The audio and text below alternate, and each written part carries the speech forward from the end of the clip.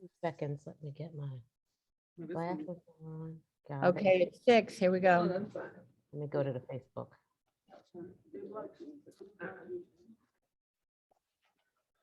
Hey, everybody. The Hey, doctor is in. oh my goodness, each and everybody. Mo, The check this doctor, out. Look at what we got here. the doctor is so in. Oh my gosh, look at everybody. I'm so excited to see you all. I can't wait to see you in person, but you look amazing. And I see you repping When We Trial. Yes. Oh, wait, oh, I'm not ready with the parasol. I am not ready with the parasol. That's all I'm saying. It's coming at the It end. it must be New Orleans. Yes, it must be New Orleans. We are in NOLA and we got breasties here. We had a bunch packing bags, but we lost them. They'll probably come and show up at some point. This is incredible. Wow. So if you're just joining us, the doctor is in live and in person from New Orleans, site of none other than the most amazing and spectacular event for Black health, Black food, Black awareness, Black wellness, Black entertainment, Black music. It is Essence Fest 2022, and we happen to be in the same city, in the same town, in the same mix as the most amazing festival on earth that's back again since COVID, better than ever. And here we are talking about what You're gonna be here tomorrow. You're coming down. I can't wait to see everybody. So you want to start with our video, our really cool video? I do. And for people who are joining us again, live from New Orleans, we're at When We Trial, and it's our takeovers episode. And we're talking about Black women, clinical trials, breast cancer research, and the need to discover and be a part of the movement when we trial. Check out this video. I'm trying to find it now. Keep talking, Mo. I'm going to keep talking because it's so very important. You know, at a festival like this, I mean, I think 500,000 women are going, men and women are going to descend upon New Orleans. And as we talk about what wellness looks like for the Black community, we know that cancer continues to be the #1 mortality of all Black people, all comers, right? It's cancer. When you think about things that scare us, things that rob us of our financial freedom, rob us of our hope, rob us of our security and sense of peace of mind, right? Rob us of our years of earning potential is cancer.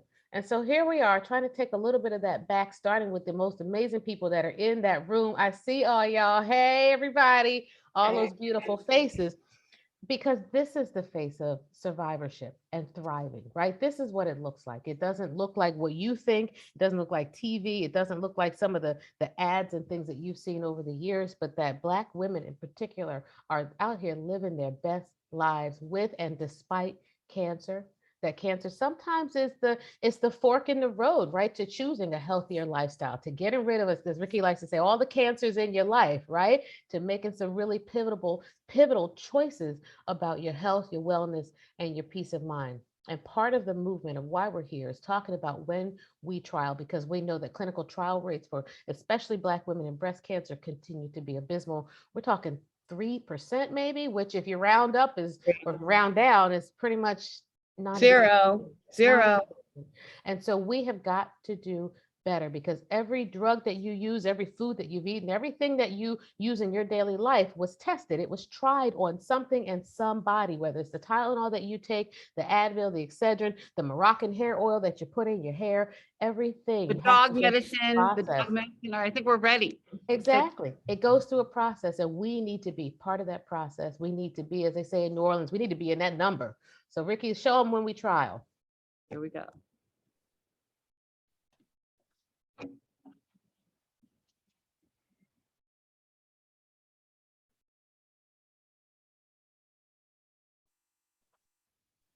When we trial, we make a difference in breast cancer research. When we trial, we save Black lives. When we trial, we defy the odds. When we trial, we do it for our sisters.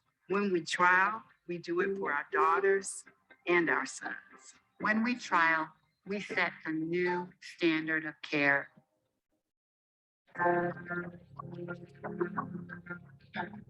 I was diagnosed with metastatic breast cancer I was diagnosed with triple negative breast cancer at 19 years old. I was diagnosed with metastatic breast cancer at 38. Yes, cancer, cancer, cancer. You never think about what the doctor's saying. And the doctor looked at me and he said, "Did you hear what I said?" And I said, "Yeah, but I don't know how to be a breast cancer patient." The numbers for Black women are devastating. Black women have a 41% higher mortality rate than white women. Black women have a 39% higher recurrence rate than white women. Black women get triple negative breast cancer, the worst one, at 3 times the rate of white women. So we're getting breast cancer younger at later stages and earlier ages, and it's just devastating, it's unacceptable. I know my grandma had it and she beat it. And so I just knew that that was going to be me as well. So I think then my fight started was when I realized, okay, I'm up for the fight for my life. So she said, well, you know, I got this good clinical trial. You can go on it as a second phase. And she said, I think it'll work for you. But the first thing I asked her was like, am I going to be a guinea pig? You know, because of our, you know, history with the Black culture. Over the years, clinical trials for many African Americans have been hocus pocus. So, you know, we know about Tuskegee and Henrietta Lacks. Clinical trial is no longer a dirty word. It is, it's a halo opportunity. It's a message from God. It's an opportunity for you to live past this moment. But we need to get more African Americans into clinical trials because we are dying at alarming rates and we have to stop this. We really do. And right now, there's only a 3% participation rate in clinical trials. And so even the drugs that we're making now, there's no Black bodies being tested. As we built when we tried really hard to make it for breasties, by breasties, about breasties, so people can see themselves in what we're doing. Clinical trials are important. This is top-notch research that we need to have as a Black community. It's like a butterfly effect. We all got to help each other out in one way to get to the ultimate end goal. And I think the onus is on us that are cancer survivors to tell the story. And the least that we can do is be on a trial. But how about for your children? And for your children's children? We got to do this thing. We got to save lives. It's just that important.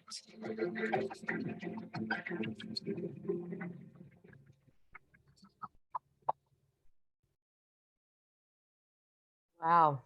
So let's get some feedback from everybody there, you know, about how you feel and what do you think about the video and yeah, let's just start there. What do you guys have in terms of some feedback for us?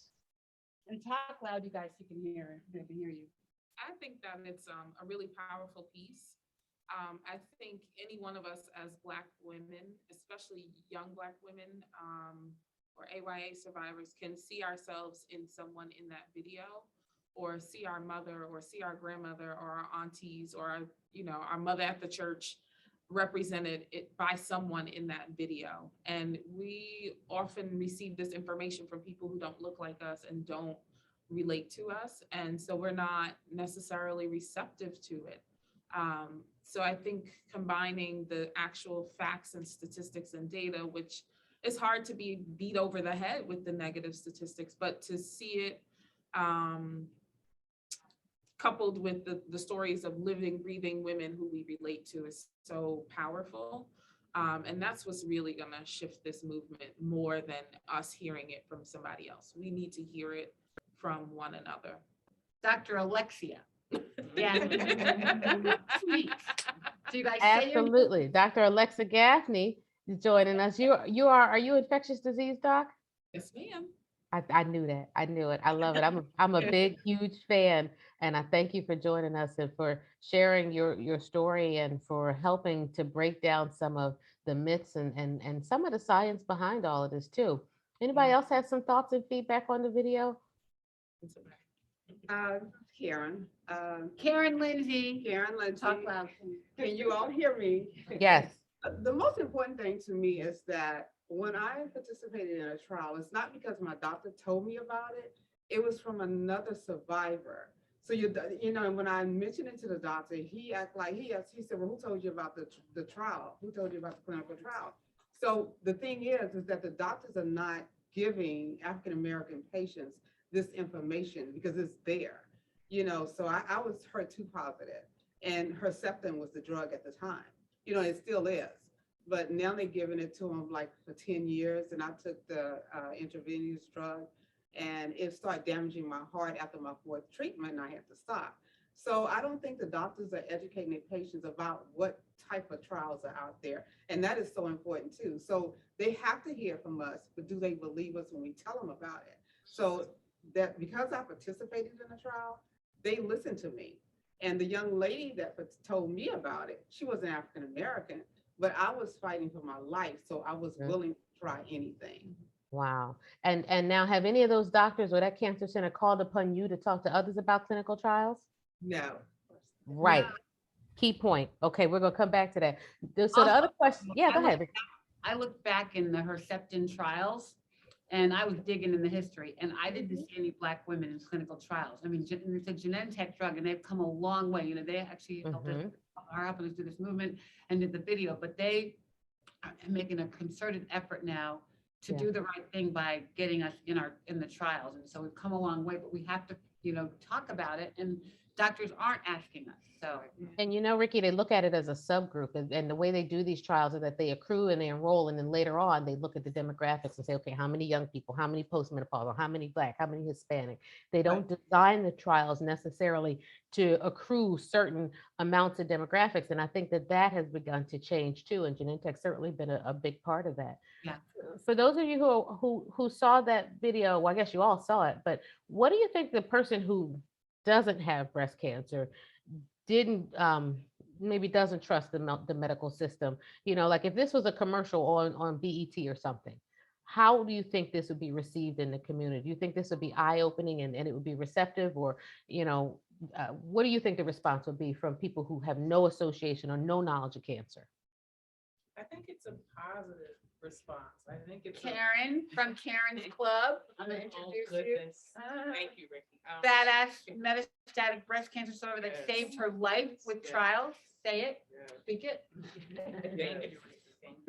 I think When We Trial is a wonderful platform. It's a place where you can all gather together and find out information, even if you aren't currently going through treatment. It's a place where you can get educated. It's a place where you can actually start the conversation. It's key to start the conversation early. It's just like having a conversation about standard of care. Clinical trials is not something that should be put off in a subgroup and put in a back room and people are being, you know, experimented on. It is a valuable tool and a resource. A clinical trial saved my life. I had a 4% chance of survival. I had the conversation very early on. Say that again. You had a 4% chance. I was diagnosed with stage 4 triple negative breast cancer in 2017. Wow. I was given a 4% chance of survival. Literally 12 weeks after the diagnosis, I joined the trial, and 8 weeks later, I had a 72% reduction in lesion. Wow. I have been off treatment for over 3 years now. I'm Wow. 1% of metastatic negative patients to make it to the 5-year mark. A clinical trial saved my life. I can't say that enough. So the fact that When We Trial is happening, it's huge. For Black breasties, it's huge because again, we're often diagnosed at later stages with poorer outcomes. So again, the fact that this platform exists to have a conversation is a beautiful thing. So I'm proud to be a part of it. Thank you, Ricky, for inviting me to be a part of it with all the rest of the breasties. And I think it's really important to get the word out. This is not something that should be, again, shunned. Clinical trials say. I love that because you go ahead. Sorry, go ahead, Lindsay. Us are Valencia, hello.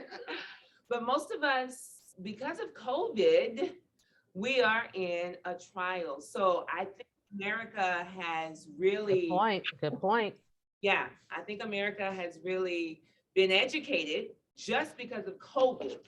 Some people still didn't want to do the vaccine just because of their own, whatever.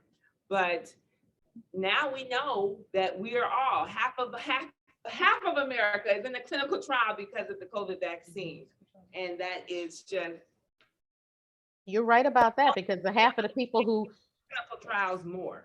well, and the half of the people who said they didn't want it, they don't realize they're the control arm of this whole thing, right? Like Yeah. you're So you're in the feeling- trial too. That's right. So, but what I heard you say was really remarkable in that, this is what it looks like. Like I'm looking at all of you, and you all are truly thriving, and you're defying the odds. And when people give you these numbers and these statistics, like we are not our statistics, and we as people of color, as Black folks, we know that. As sisters, we know that we're not our statistics and we're not our numbers, but we get to see it in your faces. And one person in that room, Mr. Lisa Shepherd, when I talk to my triple negative patients about their diagnosis and their prognosis, I bring you up often. And I don't know if you know that. I hope your ears are burning, because I find you to be so inspirational. I was talking to a young woman, she's 29, and we're going to get her to her 30th birthday and beyond. And she's like, well, what does my future look like? And I said, honey, it looks good. It looks like backpacking through Europe and doing yoga at the moon. It looks like, and I use you as an example. So I wonder if you could share a little bit with us. Well, just as everyone was saying, when I was diagnosed at 31 and 23 years ago, 23 years. 23 years ago, this information wasn't out there. And I can vividly remember I had a nurse try to, and it probably was the Herceptin trial because I was diagnosed in 1998, but she couldn't give me nor my family member any information. Her main information that she gave was it would be free, your medical care. Well, I had insurance at the time. That wasn't the issue. I wanted to make a difference for others. And at that time, I was the only African-American person at the cancer center where I was getting treatments in Orlando, Florida. And, I was baffled by a nurse not being able to give me that adequate information. So, anytime that I can step out there and try to put information in the hands of others, I'm all for it. And you were young, you were a baby, And I had babies. You had babies. I know, how old were your kids when you? Newborn, I was diagnosed when I was 8.5 months pregnant, and I had a 2-year-old at the time. So Wow. my is literally, they're grown up through my diagnosis. Well, and defying another odd, because I think when people hear, pregnancy associated breast cancer, they tend to think worse outcomes as well. And here you are 23 years later, right? And I'm sure your children are just as happy as they can be to have you, experience their milestones and to be around and tell these stories. I see LaToya in the room, in the house. How you feeling? And Val joined us from the airport. She just landed. I see she's on the move. Val's on the move. She's out live on the streets. Hey, thank y'all for having me here Chuckle in my hometown of Nola, baby. What you want them to know in your hometown? What should people know? Well, this is real. This is not anything that's made up. As I'm sitting here listening to all the ladies who are some are older than myself, I'm 37 years old and I am still in active treatment. And I have babies, 2, 5, and 7. And I do realize that I believe I was a victim of the pregnancy-associated breast cancer tumors because I was misdiagnosed initially. I was told that it was a milk cyst because I had just recently stopped breastfeeding my infant at the time. I was told that, no, you're too young to have this mammogram. We don't need to do this. I said, no, the physician ordered it. I still want to have it. Right. And so had I not advocated for myself, who knows? And luckily, I actually had an appointment yesterday at Georgetown, and so I met with a Black female oncologist yesterday for a clinical. I love it. Yeah, to test ctDNA and to make a personalized assay with my tissue. And so I'm hoping that I will proceed with eligibility for the trial because I just plainly asked the oncologist yesterday, I said, do we have any ethnic data for this trial? And she said, it's all Asian and white women. And as I'm sitting there in the appointment, I text Ricky a picture of the pictures white that I was people on the seeing picture. of the trials, and it was all white women in the office where I'm sitting. And so it really resonated with me because no one ever asked me, you know, no one ever offered me a trial. I wasn't even offered immunotherapy that I'm still mad about. And so if it just resonates with, you have to be you have to self-advocate for yourself. You have to. I found the trial, and when I fired the first oncologist and met with the second oncologist, Say it again, you I fired fired the first oncologist. Yes, because this is my body, and Right. just because, no, this is my body, and he did not do what was best for me. And so when I found the second oncologist, a woman of color, I asked her several times. I didn't just ask one time. I asked several times, what trials are available for me? Because listen, I found this trial and this is the NCT number. And can I go ahead and proceed with this trial? So I want people to know, don't just ask one time. You need to ask several times, because I was told you're not metastatic, so I haven't really seen any trials for you. And I'm like, no, wait, I have this one. This is the one you found, this is the ZEST trial. This is the NCT number. Oh yeah, that's fine. Yeah, let's go ahead and proceed with that. And So that's wrong. Patients should not have to find their own trials. Say it again, louder for the people in the back. With a patient, and she succumbed to triple negative disease, and the doctor said to me, find her a trial, find her a trial. And I'm like, I'm at Mayo Clinic, and you're telling me to find her a trial. That is insane that patients are having to reach out to other patients. When you have social workers, when you have nurses, when you have a whole staff, tumor boards. Everybody congregates together and looks at every case. every week. That should be on the table at the tumor boards. Like how is it left to the patient or the patient advocates? Like it's a shame. I'm glad we're doing this work, but it is a shame that we have to do the work. There's such a lack of humility. There's so many assumptions being made about us. There's so many stereotypes being held against us, and people present the data as if there's something so genetically different, and there is something genetically different about us.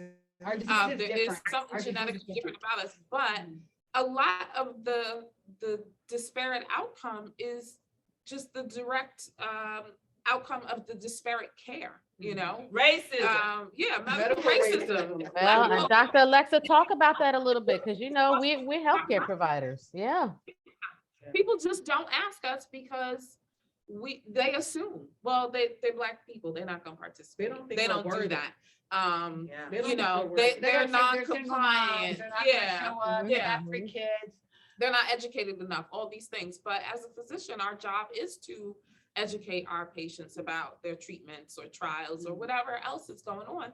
And we are failing patients. The system is failing us over and over again, and at so many points of care and in so many disease states. And it shouldn't be left to us to do the work, but we're going to step up and do it because our stories, our share, and us doing the work is saving lives, and it will continue to do that. So if they won't fight for us, then we're going to fight for each other.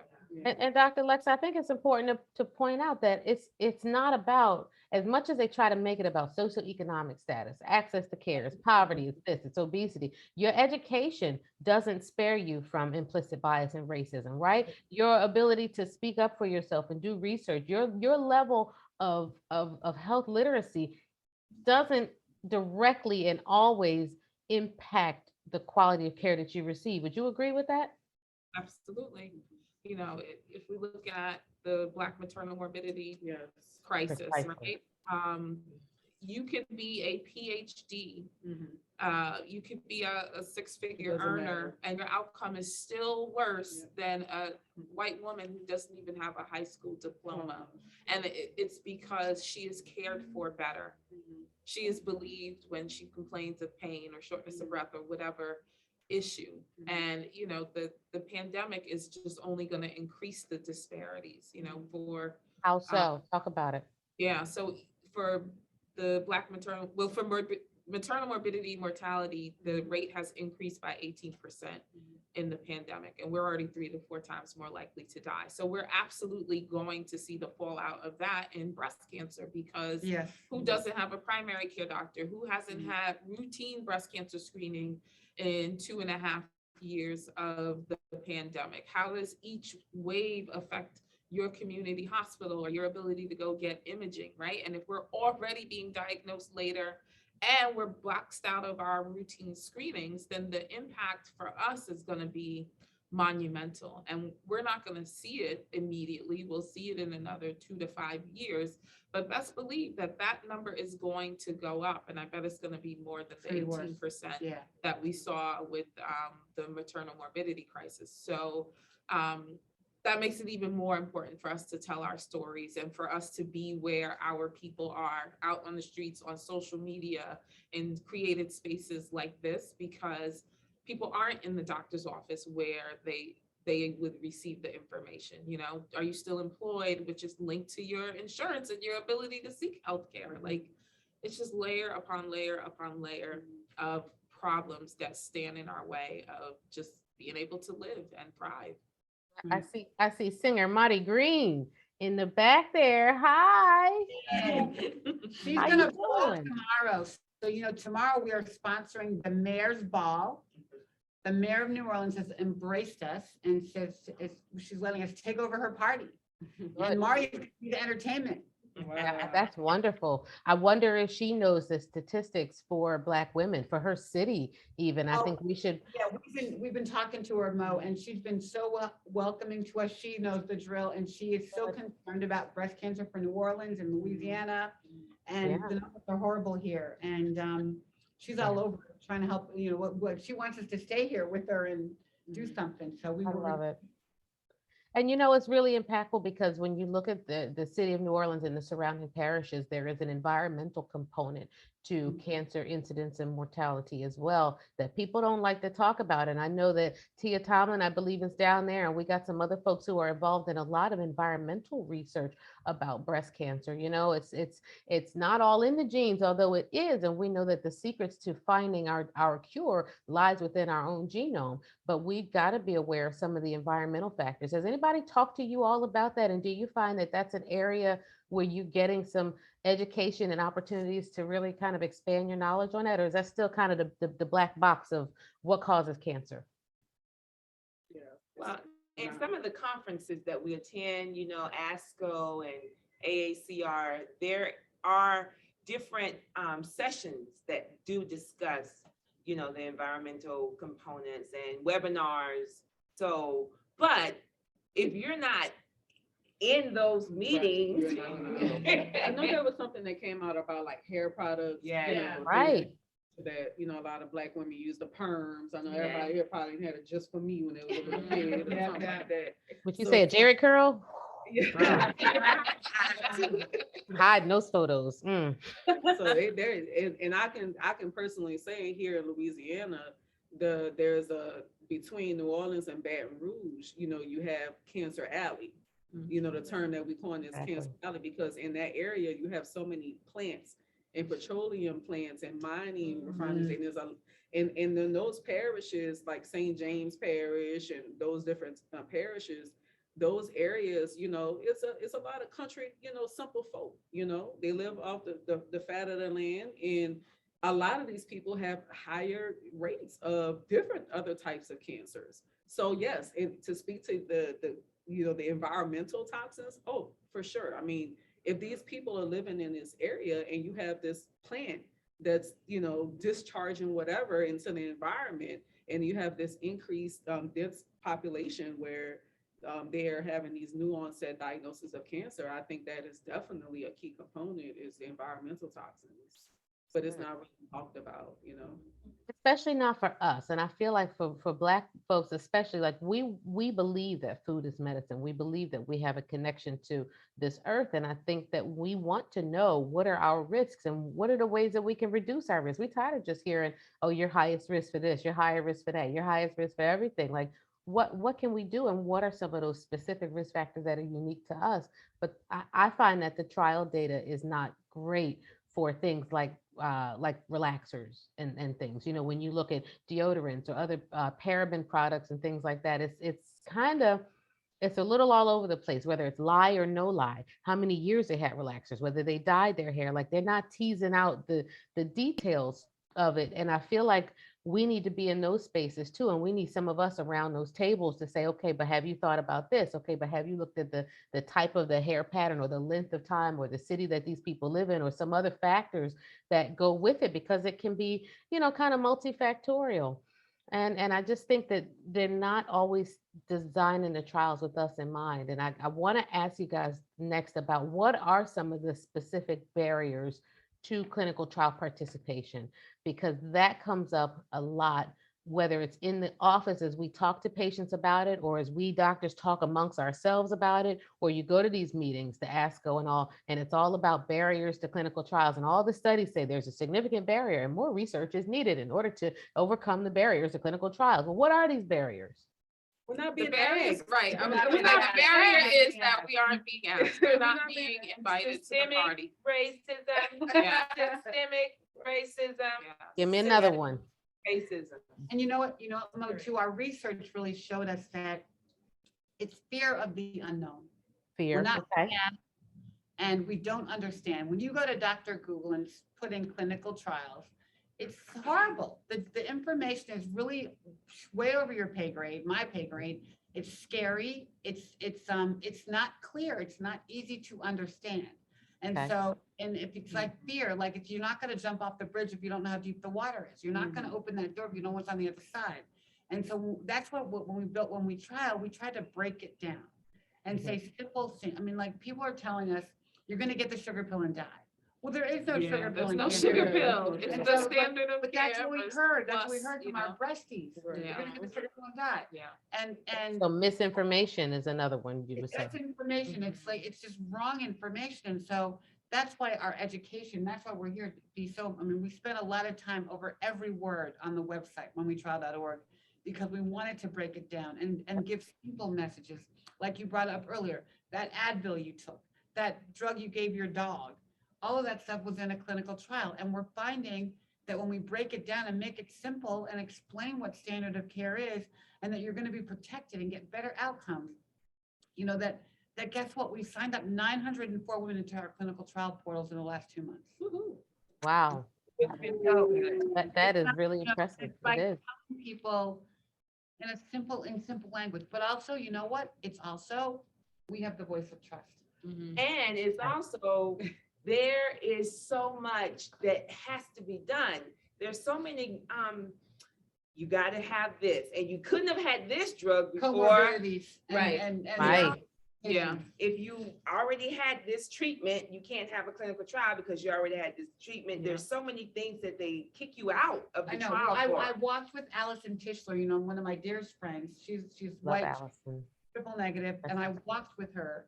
As soon as she became metastatic, her doctor planned out her saying, if you take this, you won't be able to do this trial. Yeah. And Yeah. so basically, she was positioned to do clinical trials because that was what was going to save her. And she succumbed after 2 years, but her doctor clearly planned what Right. sequence of drugs based on trials available to Right, get her. right. And how They- many physicians do that though? How many of our doctors say, okay, keeping this in mind, Black women, let's right? navigate this? I had to go work really hard to get that type of care. Right, My original team did not offer that type of Right. care. I had Mhm.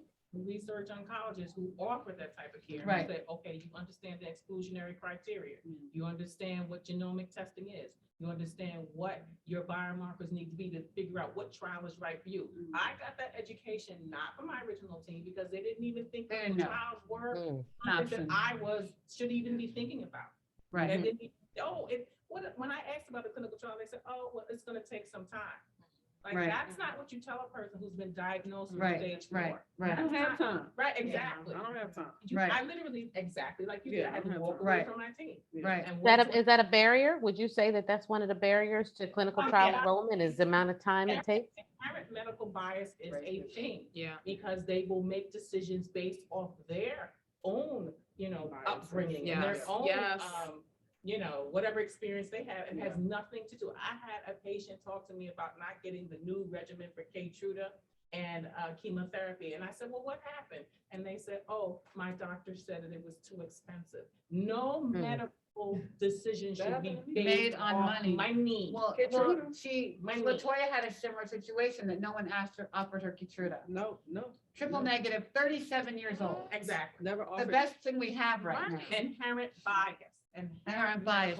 But also, you know, we have so much health illiteracy in our community that's why we have to do this ourselves, because we don't know. You know, I'm dealing with a situation now with Nate with colon cancer. His mother has never had a colonoscopy in 89 years old. Wow. And no one in the family ever talked about it. And she's dying now because she didn't know. You don't know what you don't know. Yeah, You know right. what you don't know. That part. And we get this diagnosis of cancer, and you don't know what you're talking about. I mean, and unless we do the homework and have an advocate helping us and partner with another breastie, we're not going to find out, which is why we all have to work every day. Right, Like a right, dog, right, right. This is like a full-time job for us. Yeah. It's a full-time job. It's a full-time Driving patients to appointments because they don't have vehicles. Yeah.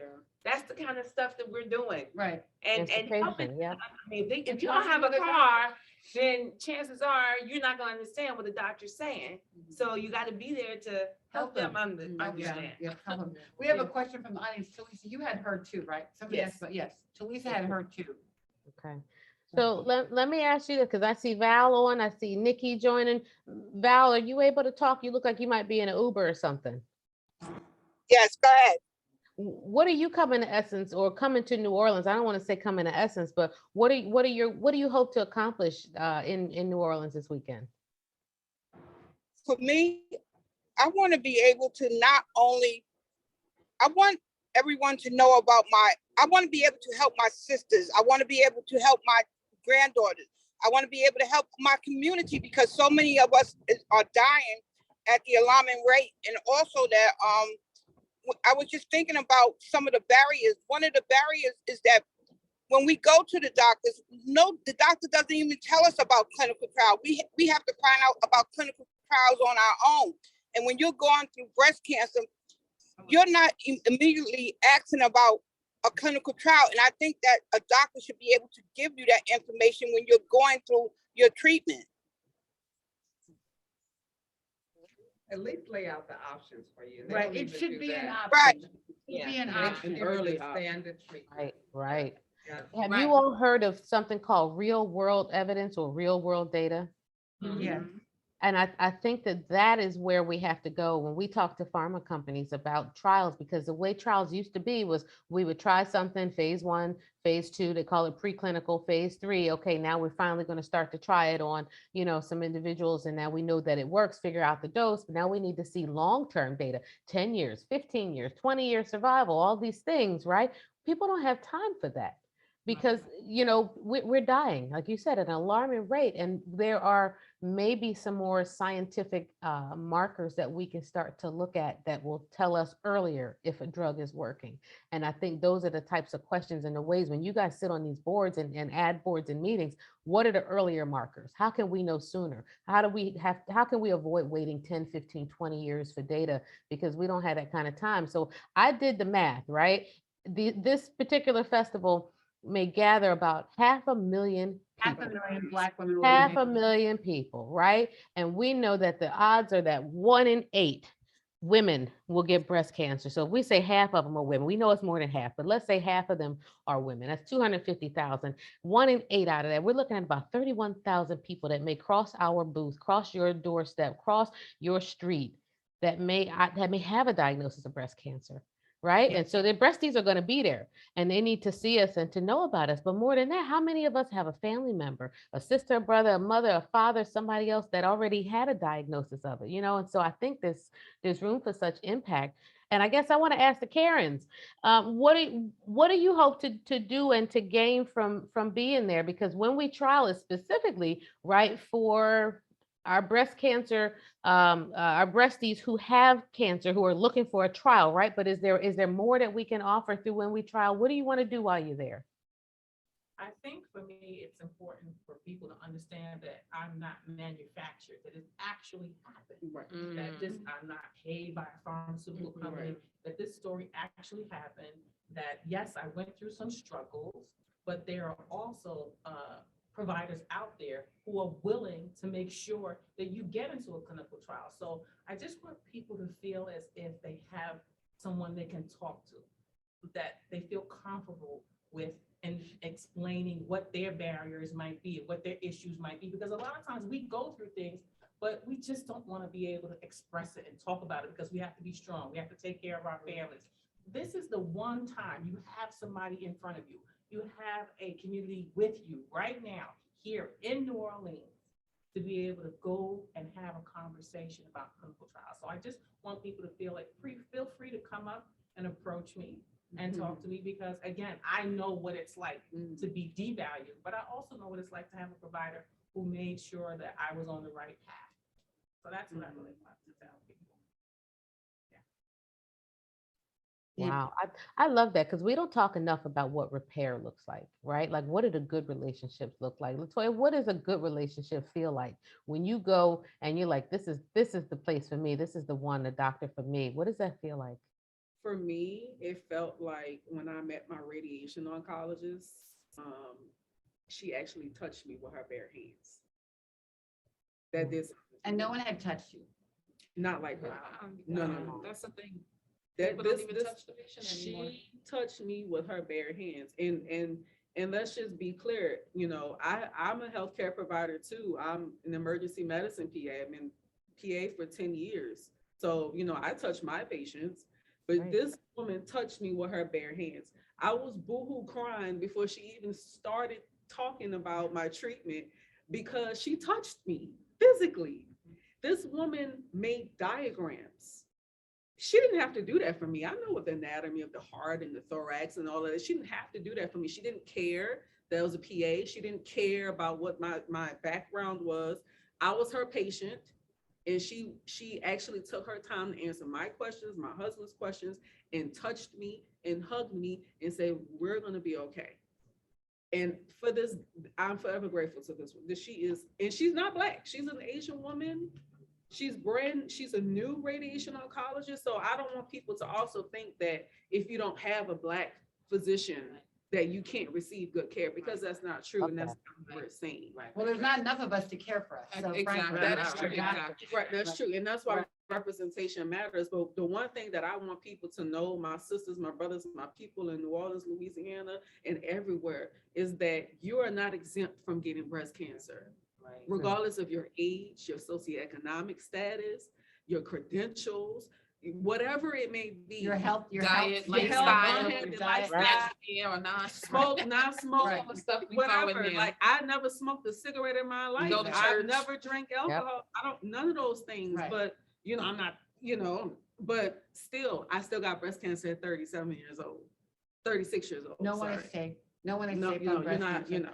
And Mo, to your point earlier about real world data, one of the things that we've been challenging the pharma companies with is tracking. Okay, I said to Merck like a month ago, okay, so Keytruda is now in the marketplace. You only had 4% Black women in the clinical trial, but what's happening now? Because we're seeing good things, but I want to be able to talk about it. So give me some numbers.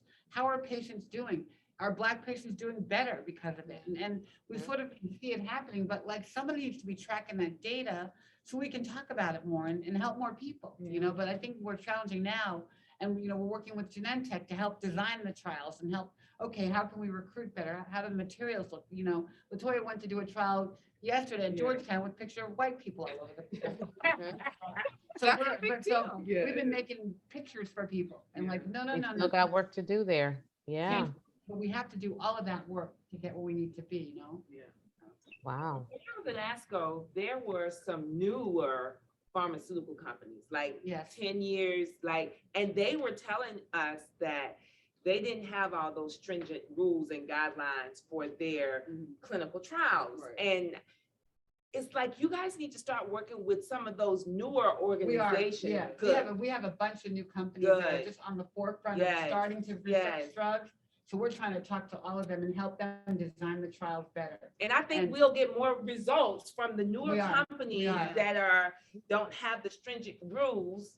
Yeah, but Is there such thing like as a proposed, like, I don't want to say it, but I mean like affirmative action for trials? Like, is there a certain percentage that you Florida. have to have for each Well, ethnic group? The FDA is now requiring that every pharma company provide them with a plan before they can even enter a drug for approval. And so the pharma companies are now scrambling to write these plans. I'm not sure what the deadline is. I think it's the end of the year, but they've been reaching out to us saying, can you help us write the plan? And help us. And so they're now required to say, we're gonna do this, and we're gonna recruit this way, we're gonna talk this way, they have to really validate what they're doing and how they're marketing the trials to patients. And that's And gonna be it's helpful. changing because before they used to only use male bodies. The Yep. female bodies Yeah. were not even included. Yeah. So Right. it is changing, but A lot of work to do. yes. A lot of If work to you do. can have vendors show up at a doctor's office to sell Yes, drugs yes. every other second, you can have people showing up to teams of doctors and sitting there Right. saying, these are the clinical trials that are coming out Right, and you need to be included. Yeah. right. And I Wait, mean, let there's a me lot of ask you. regulatory You know? that stuff, that rules about what they can say and how they can recruit, you know what I mean? So they have to be careful, but that's where we're trying to intervene and help them, you Right. know, and so. I think also we have to ask ourselves and our breasties, when and how do we present trial information to people?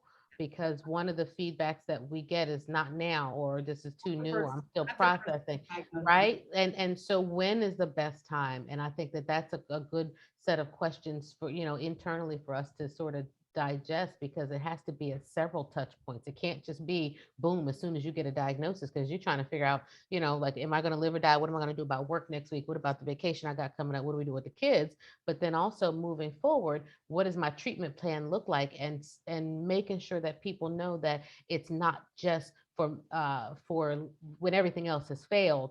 Oh, here's a trial, let's throw it to the wall and see what sticks. Right? Because I think that that's the perception among many providers. Dr. Alexa, how do we get the message across to the docs? Because through all of this, there's still that missing link. You can have the best designed trial ever, but if the physicians aren't offering it, aren't doing it, aren't PIs or principal investigators on it, if they're not enrolling patients, it's not going to go where it needs to go. So how do we get more physician involvement? I think, we keep mentioning the word standard of care, and I think the standard of care doesn't have to apply to the patient, right? We living in Black and brown bodies, we need more than the standard of care. We need radical care, because the standard of care applies to We need a black white women. standard. Put that on the website. We don't need standard. We need radical care. We need a black Wow. standard of care, and we need a provider standard of care, right? So Yeah. we know that that cancer treatment is largely protocol based, right? You start with your primary protocol based on tumor markers, HER2 positive, negative, et cetera. And then there's a if this, then that kind of thing. Right. But in that standard of care or in that protocol, it should just be and offer a clinical trial. Yes. And offer a clinical trial at follow-up and revisit the clinical trial. Like, that should be the standard of care. You shouldn't have to be at a university-based research institution to be offered a clinical trial. It just needs to be part of the cancer standard of care. It needs to be part of the conversation that we have with physicians, where we say, and if you're not doing this, you're failing your patients. If you're not doing this, you could face litigation, because that's always the end game for us, right? When we have stethoscope on, is what's going to cause me malpractice? What is the thing they're going to get me or ding me for if I don't do it? Because that I'm going to do every time.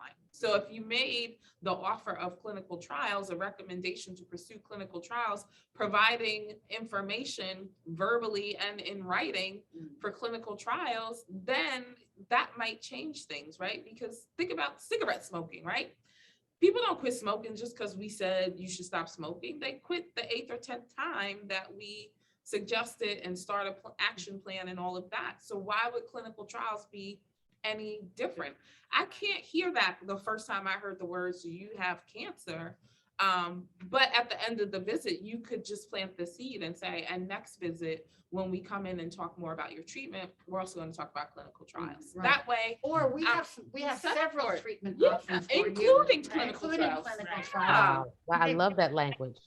Of care. Yeah. That could be something that's better than what we have on the. Yeah, and Those just to ones. ask, what do you know about Right, clinical right. trials? Just sum it up for me in 30 to 60 seconds. What's your idea about clinical trials, right? Because Mhm. the other thing we're fighting is time, provider agenda, patient agenda, and needs. We have to do what we have to do, plus meet the patient's needs. And there's this time crunch. And so oftentimes people just leave it out because they're like, oh, it's going to take too much time. And I got another patient waiting now, or I got to get to the OR or whatever's happening, right? So we can have conversations and use, practice sound bites that will get the information across in a way that's receptive to the patient. And that meets everybody's needs in the room. And we just have to get into that practice. Yeah, no, also, we're doing, our next research we're still in the early stages of it is, we listen to breasties to get to when we trial. So I want to listen to white 50-year-old male oncologists. And I want to, I want to hear their words because I want to hear how they say it. I want to hear the racism. I want to call it out. And so we're trying to do that research now to I want to hear their words because I want to be able to play back to them what they're saying, what we're hearing, right? Yeah. So we're trying to do a study with Black and white doctors and then residents to see, and there could be a group of, Trumpers that we'll never touch, right? Right. But if there are ways that we can help doctors who really just have implicit bias, Right. it's taught. They don't even get it. They don't even know that they're saying it. So how can we take how they say it and recraft it into words that will work for them? And what else you need to do is, last year I spoke at Will Cornell Medical School, and it was so powerful because these up and coming Doctors. yes, That's what we're talking Exactly, Valencia. Yeah. my story as an African American woman and my sister's diagnosis, I went through the whole family history, and they were just blown away hearing the story, and that will stay in their head Yeah. forever. That's right. I think that should be part of curriculum. I know when I do my lectures for medical school, it's part of the curriculum. research. Yep. It's built in to invite patients to talk and to share their stories, and they never forget it. And you know what? They come up afterwards and they'll stay 20, 30 minutes after class, ask additional questions, talk about their loved ones and their family members. Right. They're grateful for that experience. I think it should be required in medical education. Absolutely. Yeah, I have a question for individuals that is sitting here that have had, and even you, Dr. Mo, that participated in the trial. So typically they may follow you for about 5 to 10 years. And what they do is they call you up and they ask you about your diet. I don't know if they did, they ask you about your diet, how you feeling, what medication you're taking. They might call you once a month and then they fall off the map. So why is it that we don't get the data? How was my trial? What happened? Me participating in the trial. What were the numbers? How did my numbers come out? Right. Was it It's a good question. Yeah. You have to ask for them. Yeah, I had to ask for And mine. Yeah, I asked for them. I asked The for mine. thing is, the individual institutions don't do that. So I'm a PI on several trials. And the one thing I'll say is that even if it's a radiation trial, even if it's a drug trial and not a surgical trial, if I don't bring it up first to my patients, because they trust me, because I'm the first doctor they see, I'm the doctor that told them they had cancer, I'm the one who's going to do their surgery at some point, whether it's before chemo or after chemo, or even just put in their port, right? If I don't bring that up, they are less likely to consider a trial because they didn't hear it from the doctor that they trusted and from the beginning, right? They'll hear it later, like, why is this news after the fact? Why is this happening now? And so the way that I think we get greater uptake is by having all the doctors on the team also mention the same thing, right? Like you hear it once, you might forget it, but you hear it from 3 different doctors. There might be a trial that you could participate in. It may be a drug trial. It might not be. It may be a registry trial where we just track what happens to you to see how other women are doing who have what you have, who are on the medications that you're on, who got the surgery you got. But the reason they don't report back is because it could be 5 years, 10 years, 20 years of tracking this data, and the companies are not required to. The FDA doesn't require. The drug might get approved 3 years in, and they're tracking for what they call adverse outcomes, but not always tracking for successful outcomes of how, like the final summary and wrap up. And that is something that should be required also. And I think as we talk about, what the FDA is requiring, it's suggested that they have certain numbers now and that they have to sort of pre-fill those, almost the, as you say, Latoya, the affirmative action for clinical trials, but they still haven't gone as far as mandating it. It's still heavily suggested. But I think that giving people that feedback is something that we need to bake into the cake and begin to hold people accountable for, even for existing trials, even drugs that are already done, and the other thing is the FDA keeps changing who meets, and the insurance companies as well, who meets eligibility for certain drugs, for example, the Keytrudas and the Zelotas and other things. If you didn't do neoadjuvant or you didn't do your chemo before your surgery, you're not eligible for certain drugs. And that has to change also. And we need some help on the advocacy side of things, because if we have residual disease, we need whatever drug works. No matter what we got before, we need the drugs that are working now, and we need to start a different arm on a trial. I don't care if we have to build something new, but withholding those medications is just, it's not appropriate. And I remember when some of us were going through this and trying to figure out how to get insurance companies to cover these things. Yeah. And then, as in addition to not making it into a clinical trial, like a provider can say, you can go after this drug, or we can go after this drug through compassionate use. Let's go straight to the company and let's ask the company if they'll give it to you based on your risk factors. A lot of times they will, but again, we just aren't offered these things. Yeah. And it shouldn't be a matter of who has what insurance, whose life do I feel is worthy of my time to go and fight for. But that is what happens. Somebody decides, is this patient versus this patient worthy of my time for the fight? Who am I making this phone call for, and who am I not? I realized through my treatment that I was flat out lied to about things that I was told my insurance rejected, and nobody had even made the request. And I only knew it once I began treatment, because I would get the letters or get the phone calls saying, hey, your provider requested insurance authorization for this imaging, this drug, or this treatment, and it's in process, or it was approved, or it was denied. And I'm like, yo, they straight lied and told me my insurance said no. I never got this call. I never got this letter before.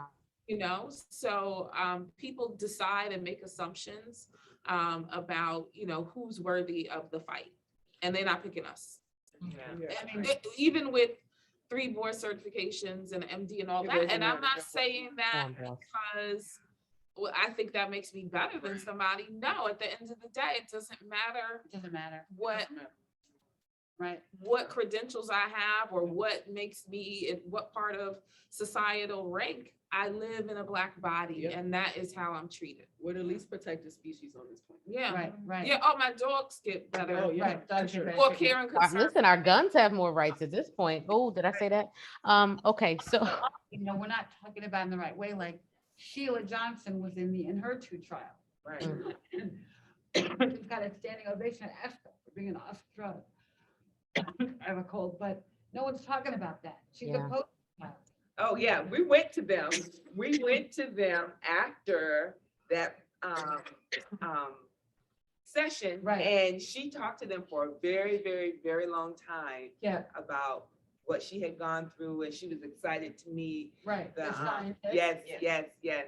It was really, really But good. she should be the commercial. Exactly. Right? She should be the commercial Yeah. for us. Like, Sheila, your picture should be right here. Right here. Right. She'll be Right here. here. She'll be here tonight. she'll be there. Yep, she'll be there. So it's gonna be a lot of politicians and movers and shakers and advocacy and policymakers there too. What do we want them to know, and what do we want them to advocate for? Because it seems like the pendulum is swinging away from women's rights and a lot of different things. Like how do we not lose this momentum? We are taking it by storm. We have, hopefully, we're sponsoring Mayor Cantrell's party tomorrow. It's going to be the touch party. We're going to paint it pink. A lot of government officials are going to be there. We're going to be loud. We're going to be in Fulton Alley in New Orleans, Fulton Alley by the casino. Harris Casino invited us and gave us the space for free. And we're gonna be out there wearing our stuff, Yeah. giving out great bags. We got goodie bags. We got all kinds of good stuff. We're gonna do a mini symposium every hour on the hour. I And love we it. have everybody's here to speak and share their story, talk to people. And we really, really, really want to try to connect with young women who aren't sick so they can go to be the voice into their families, know her story, talk to their mamas and their grandmamas. And we're just going to take New Orleans by storm and try to make a big statement so that politicians and researchers and pharma companies hear us. And we're so blessed to be able to have money from our partners, our pharma companies that have helped us do this work. And we're, so grateful. And look at what we're doing here. We got 20 more people coming. What's our hashtag for the weekend, Ricky? What's the hashtag? Trial. When we Hashtag trial, when we trial. trial, I love it. So what does success look like from this weekend? Everybody, round robin. What does success look like for us this weekend? Success looks like you've saved one life. If you've talked to one person, you've talked to one person who was skeptical, who thought that a clinical trial was not an option, and you had a conversation, and the person says, I'm gonna have a conversation with my doctor now. Then you've done your job. We've done our job. I love it. Because Karen, I heard you say that you're even off treatment. You've been off treatment for how long now? Years now. Right. That defies everything people think about a trial. They think once you're on something, you're on it for life. And that is not necessarily the case. So that's a beautiful thing. So a lot of myths to dispel. Absolutely. Anybody else? I just want people, like I said, just take away, you don't have to be, like I said, you don't think that you have to be 40 to get a mammogram. Don't think that you don't have to self-examine yourself. You can be any age with breast cancer. And if you feel something, say something, because early detection saves lives. I am, like, once again, I'm 36 with cancer. I'm still going through treatment. So do not think this is an old person's disease, the old lady disease, or old white lady disease, because it's not. It's happening to more and more younger women under the age of 45. But knowledge is power, and don't be afraid to stand up for yourself and just to advocate. But if something doesn't feel right, advocate for yourself. Don't get intimidated by someone because they have MD behind their name. Right. Do not, because you know your body better than anyone else's. And it's a shared decision making. It's a shared decision with your medical team. And even if you feel like you may not be able, this is what I want to say, you may not be able to get the support from the physician, there are breast cancer navigators. There should be clinical trial liaisons to also help the physicians, who are slammed with patients and only have 15 minutes to spare. There should also be a team of, NPs, PAs to also help, to provide, this is a team effort. So I think that more centers need to also take that approach. There should be someone designated for every single person when they have their tuning boards, they've had an active search for clinical trials every single week. And it doesn't all have to fall on the physician. There are other people who can help, social workers, case managers. There's so many other people that can help. And we have a nurse navigator on staff that's a breasty Valerie. She'll be here tonight too. She'll be here. She can answer any question you have. And I just put our email in the chat if you have questions. If you're afraid, I love what Dr. Ruth said in the chat. That's for me, if I will do a trial without fear. Without fear. Thank you, Reverend Ruth. Thank you for that from Baltimore. I have to figure back off of what she said. She said, if you feel something, say something. Well, I felt something, saying something, did nothing. So that's the key too. Even though you feel something, you go to your doctor and they tell you something. I waited 6 months before I act on my tumor. So it's important to take actions right away. So we can encourage women, because sometimes women feel, look, tumor, they might think it's fibrocystic, and it may not be fibrocystic, and I just blew it off. Like I said, oh, okay, I can wait. And probably if I hadn't waited, I would have been stage 3, but I did. I waited 6 months. That's another episode coming in July called Waiting. Waiting. Don't wait to exhale. I know that is true. In July. So that's tonight. You and I got 2 other of you. So Listen, we're I'll gonna talk join that about one because everybody waited on Exactly. Yeah. Called Waiting. me. I think that success looks like the women who we speak to taking this conversation home, saying, you know what, and all of the things that was going on, This weekend, I met this sister who had breast cancer. I met this sister who was part of a research trial, and this is what I learned, and this is what she told me, because we know that when we educate a woman, right, we don't educate an individual, we educate a family, we A family, educate a community. a community, right? It Right. goes so far Right. beyond just who am I having FaceTime with, you That's know? right.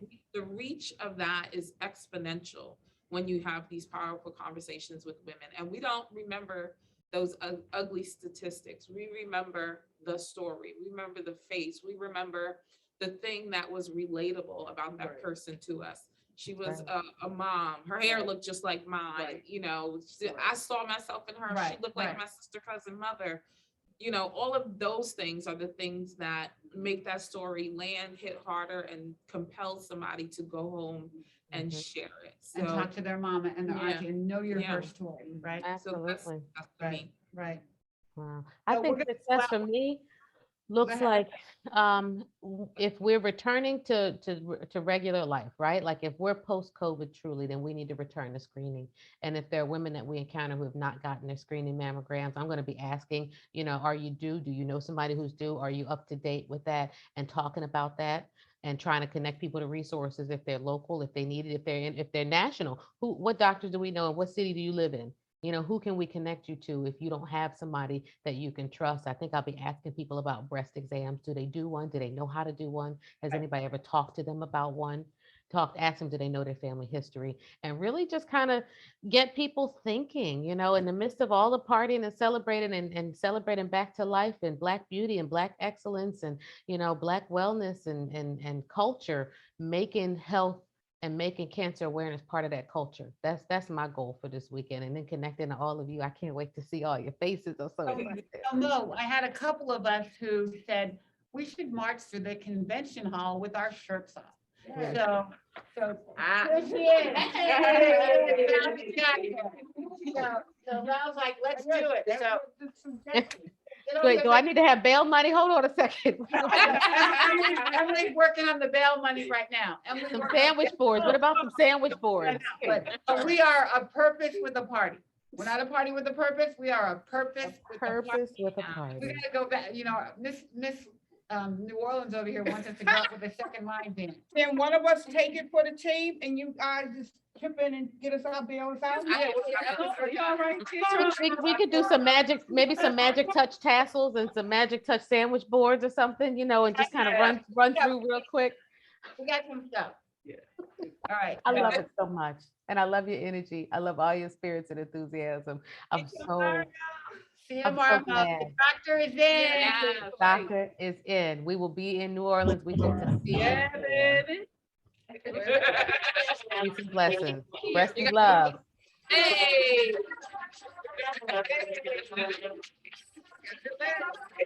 Rest in love, everybody.